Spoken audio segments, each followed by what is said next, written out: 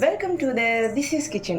என்ன பார்க்க போறோம்னா ரொம்ப டேஸ்டியான, பசங்களுக்கு எல்லாருக்கும் ரொம்ப பிடிச்ச, பசங்களுக்கு மட்டும் நம்மளுக்கும் ரொம்ப பிடிக்கும் சிக்கன் போண்டா தான் எப்படி செய்கிறதுன்னு பார்க்க போகிறோம். இந்த சிக்கன் போண்டாவோட டேஸ்ட்டு சூப்பராக இருக்கும். உள்ளே இருக்கிற ஸ்டஃப்டு ஃபுல்லாகவே சிக்கனாக இருக்கிற மாதிரி இருக்கும். அந்தளவுக்கு இதோட ருசி நல்லாயிருக்கும். வாங்க இந்த சிக்கன் போண்டா ஈஸியாகவும் டேஸ்டியாகவும் எப்படி செய்யுதுன்னு வீடியோக்குள்ளே போய் பார்க்கலாம்.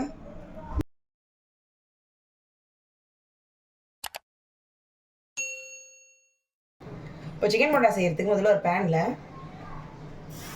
ஒரு 2 ஸ்பூன் அளவு எண்ணெய் சேர்த்துக்குங்க. இப்போ இதில் 1/2 ஸ்பூன் அளவு சோம்பு சேர்த்துக்கிறேன். சோம்பு நல்லா பொரிஞ்சதுக்கப்புறம் இதில் 2 நார்மல் சைஸ் வெங்காயத்தை எடுத்து பொடியாக கட் பண்ணி வச்சுட்டு இதை சேர்த்துக்கலாம். வெங்காயம் நல்லா வதங்கி வரட்டும்.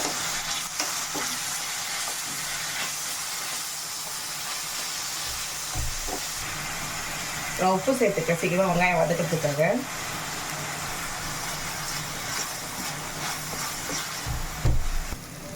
பாருங்கள், வெங்காயம் நல்லா வதங்கிடுச்சு. இந்த அளவுக்கு வதங்கினாலே போதும். இப்போ இந்த ஸ்டேஜில் நான் 2 தக்காளி எடுத்து நல்லா அரைச்சி வச்சுருக்கேன் பேஸ்ட்டு. நம்ம தக்காளி இந்த ஸ்டேஜில் கட் பண்ணி சேர்க்குறத விட அரைச்சி சேர்த்தா ரொம்ப நல்லாயிருக்கும்.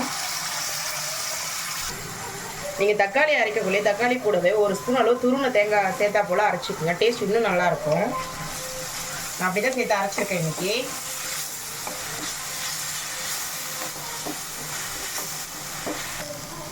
இப்போ பாருங்கள், தக்காளியில் இருக்கிற தண்ணியெல்லாம் சொல்லி நல்லா வதங்கிடுச்சு. இந்த ஸ்டேஜில் நம்ம இஞ்சி பூண்டு பேஸ்ட்டு சேர்த்துக்கலாம். நான் ஒரு 3/4 ஸ்பூன் அளவு இஞ்சி பூண்டு பேஸ்ட்டு சேர்த்துக்கிறேன். இஞ்சி பூண்டு பேஸ்ட்டு சேர்த்துட்டு இஞ்சி பூண்டோட பச்சை வாசம் போகிற வரைக்கும் நல்லா வதக்கிக்கலாம்.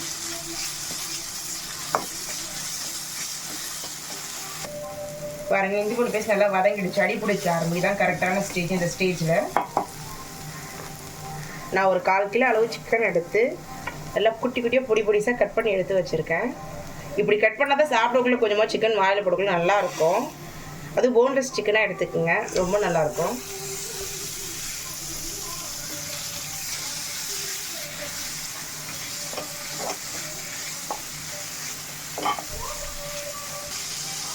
சிக்கனை இப்படியே ஒரு 2 நிமிஷத்துக்கு நல்லா வதக்கிக்கலாம். நல்லா வதக்கிறதுக்கப்புறம் நம்ம மசாலா ஐட்டம் சேர்த்துக்கலாம். பாருங்கள், 2 நிமிஷம் ஆகிடுச்சு, நல்லா வதங்கிடுச்சு. இந்த ஸ்டேஜில் மசாலா ஐட்டம் சேர்த்துக்கலாம். மசாலா ஐட்டம் சேர்க்கக்குள்ளே எப்பவுமே அடுப்பை குறைச்சி வச்சுக்கோங்க. தனியாக அரைச்ச காஞ்ச மிளகாய் தூள் ஒரு 1/2 ஸ்பூன் அளவு சேர்த்துக்கிறேன். உங்கள் காரத்துக்கு ஏற்ற மாதிரி சேர்த்துக்குங்க. மிளகு தூள் ஒரு 1/2 ஸ்பூன் அளவு சேர்த்துக்கிறேன். மஞ்சள் பொடி ஒரு 1/2 ஸ்பூன் அளவு சேர்த்துக்கிறேன். சிக்கன் குழம்பு தூள் ஒரு 1/2 ஸ்பூன் அளவு சேர்த்துக்கிறேன். கரம் மசாலா ஒரு 1/2 ஸ்பூன் அளவு சேர்த்துக்கிறேன்.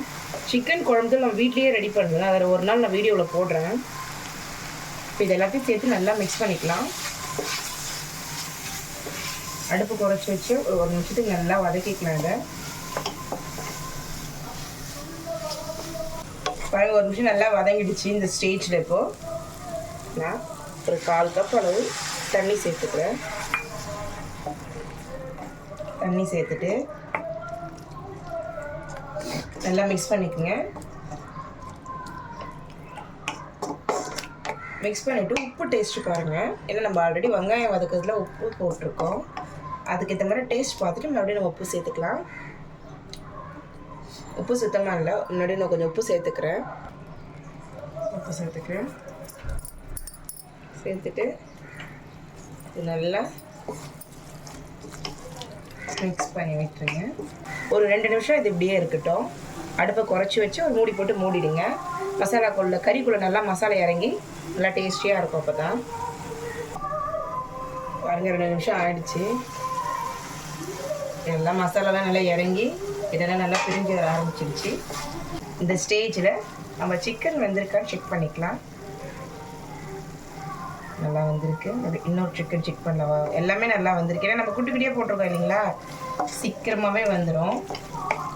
இந்த ஸ்டேஜில் இதில்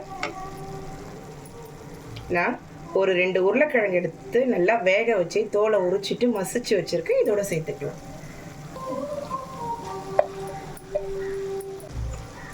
சேர்த்துட்டு தண்ணி சேர்த்துறாதீங்க. தண்ணி சேர்த்துட்டிங்கன்னா அப்புறம் உருண்டை பிடிக்கவே வராது. ரொம்ப நேரம் ஆகும் கட்டியாகி வர்றதுக்கு. சிக்கனும் ரொம்ப ஓவர் குக் ஆகிடும், சாப்பிட்றதுக்கு நல்லா இருக்காது.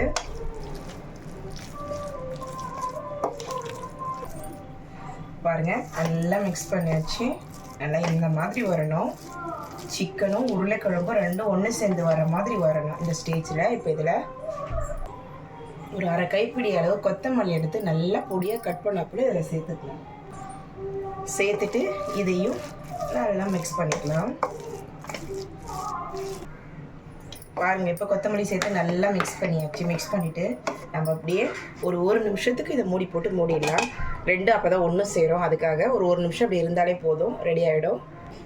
இப்போ போண்டாக்குள்ளே வைக்கிறது ரெடி ஆகிறதுக்குள்ளே வெளியே இருக்கிற லேயருக்கு மாவு ரெடி பண்ணிக்கலாம். இதுக்கு நான் 1.5 கப் அளவு கடலை மாவு சேர்த்துக்கலாம்.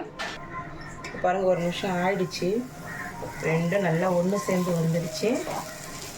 இந்த ஸ்டேஜில் லைட்டாக மிக்ஸ் பண்ணி விட்ட மாதிரி நம்ம அடுப்பை ஆஃப் பண்ணிடலாம். அவ்வளோதான்.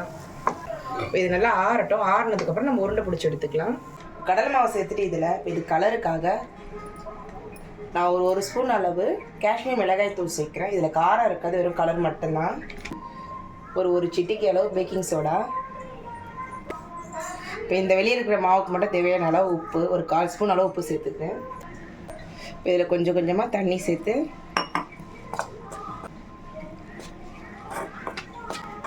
இட்லி மாவு பதத்துக்கு மிக்ஸ் பண்ணி எடுத்துக்கலாம். பாருங்க, மாவு நல்லா இந்த பதத்துக்கு இருக்கணும். இதான் கரெக்டான பதம். அது மாவு ரெடி ஆகிடுச்சு. உருண்டை பிடிச்சிக்கலாம். ஆறிடுச்சு. ஆறினதை நம்மளுக்கு எந்த சைஸ் தேவையோ அதுக்கேற்ற மாதிரி, உங்கள் போண்டாவோட சைஸுக்கு ஏற்ற மாதிரி உருண்டை பிடிச்ச மாதிரி எடுத்துக்கங்க. அப்போ இதே போல் எல்லாத்தையும் பிடிச்சி எடுத்துக்கலாம். இப்போ பாருங்கள், உருண்டையும் மாவும் ரெடி ஆகிடுச்சு. இப்போ இதை எண்ணெயில் போட்டு பொரிச்சு எடுத்துக்கலாம். பொரிக்கிறதுக்கு வானலை ஒரு பொரிக்கிற அளவுக்கு எண்ணெய் ஊற்றிக்குங்க. எண்ணெய் நல்லா சூடாக இருக்கணும். பாருங்கள், லைட்டாக தண்ணி போட்ட உடனே இந்த மாதிரி சத்தம் நல்லா சூடாக இருக்குது. இந்த ஸ்டேஜில் நான் ஒரு உருண்டை எடுத்து மாவில் போட்ட மாதிரி, அவ்வளோதான். இப்போ எடுத்து இப்படியே எண்ணெயில் சேர்த்துக்கலாம். அதுதான் எண்ணெயில் சேர்த்தாச்சு. அதே போல் இன்னொரு உருண்டையை சேர்த்துக்கிறேன்.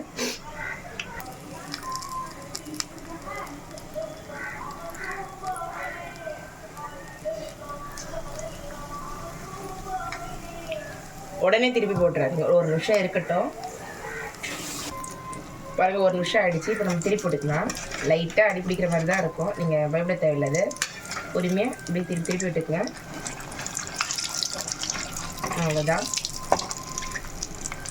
லாஸ்ட்டாக ஒரு உருண்டை தான் இருக்குது, அதையும் எடுத்து விட்டாச்சு. அவ்வளோதான். அப்படியே ஒரு நிமிஷம் இது இப்படியே இருக்கட்டும். உள்ளே இருக்கிறதுல ஆல்ரெடி வந்தது தான். மொத்தமாக இது 3லேருந்து ஒரு 4 நிமிஷம் ஆகிடும் இது வெந்து எடுக்கிறதுக்கு. உங்களுக்கே தெரியும், இந்த பபிள்ஸ்லாம் அடங்கிடும் ஒரு ஸ்டேஜுக்கு அப்புறம். அந்த ஸ்டேஜுக்கு நம்ம எடுத்துடலாம். இப்படி லைட்டாக இப்போ திருப்பி போட்ட மாதிரி எடுத்துக்கோங்க.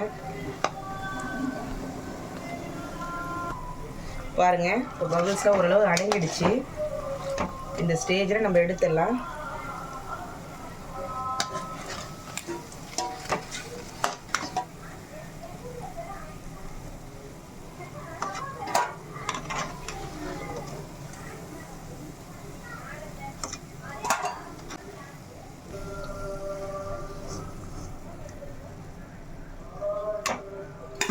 இப்போ இதில் இருக்கிறதே எடுத்துக்கலாம், நல்லாயிருக்கும் சாப்பிட்றதுக்கு.